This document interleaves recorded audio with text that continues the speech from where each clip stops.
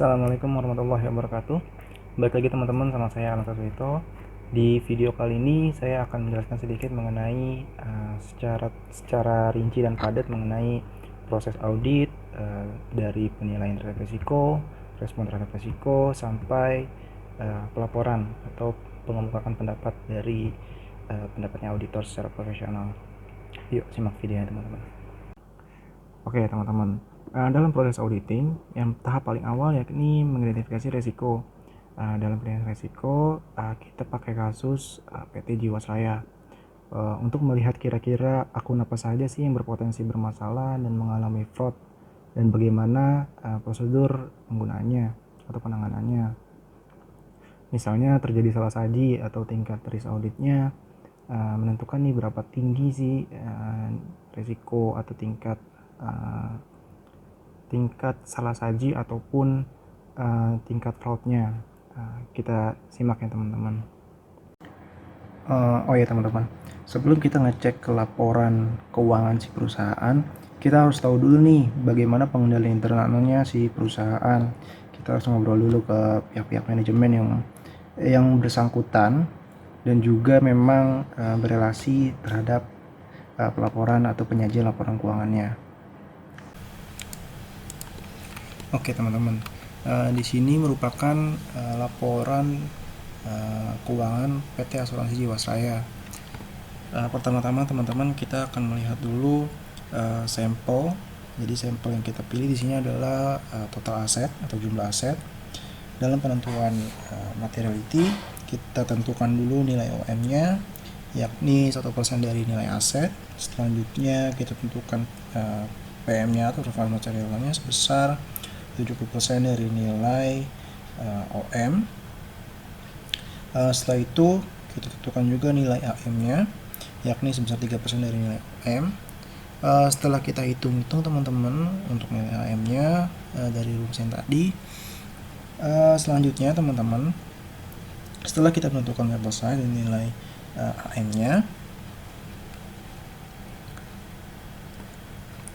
kita harus meminta data-data pendukung teman-teman. Contohnya dari nilai piutang atau aging piutang. Kita lihat daftar list piutangnya, kita lakukan pengujian baik itu substantif ataupun pengendalian internalnya. Dalam pemberian nilai piutangnya seperti apa, karena kan tidak semua piutang tidak sempat terdapat pengendalian internal dari perusahaan dalam memberikan piutang atau penjualan secara kredit kepada customernya seperti apa. Terus kita lakukan uji materialitasnya. Selanjutnya bisa juga kita melakukan pengujian salah saji atau tidak dengan cara memberikan surat kepada pihak ketiga, yakni pihak customer kita, mengecek si pihak customer si Jiwasraya ini mengecek apakah nilai yang tertera ini sudah sesuai atau terdapat salah saja atau tidak. Kita cocokkan antara data si pihak customer dengan data si pihak si Jiwasraya. Selanjutnya teman-teman, dari data itu kita bisa cek benar nggak sih yang disuguhkan di laporan keuangan ini mengandung unsur-unsur CROFAP, yakni completeness, record obligation, valuation allocation, atau dan juga presentation and disclosure. Dimana hal ini penting teman-teman, bahwa dalam pengujian audit data-datanya itu harus lengkap. Jadi kita harus tahu data-data dasar yang kenapa bisa data yang dihasilkan pada laporan keuangannya ini telah sesuai atau enggak, dari mana angka itu bisa segitu gitu. Jadi kita harus cek dulu teman-teman.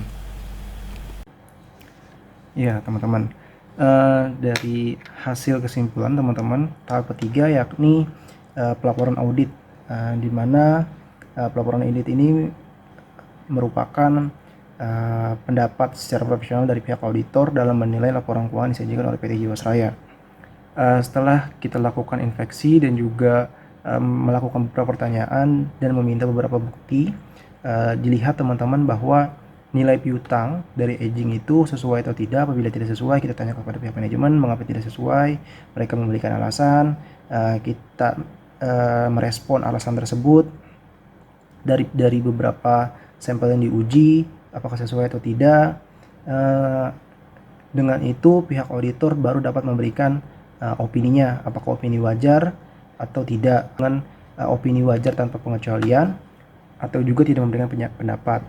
Dalam tahap ini opini tidak memberikan pendapat karena keterbatasan data dan juga ruang lingkup yang dibatasi. Kita tidak bisa mengecek agingnya segala macam teman-teman.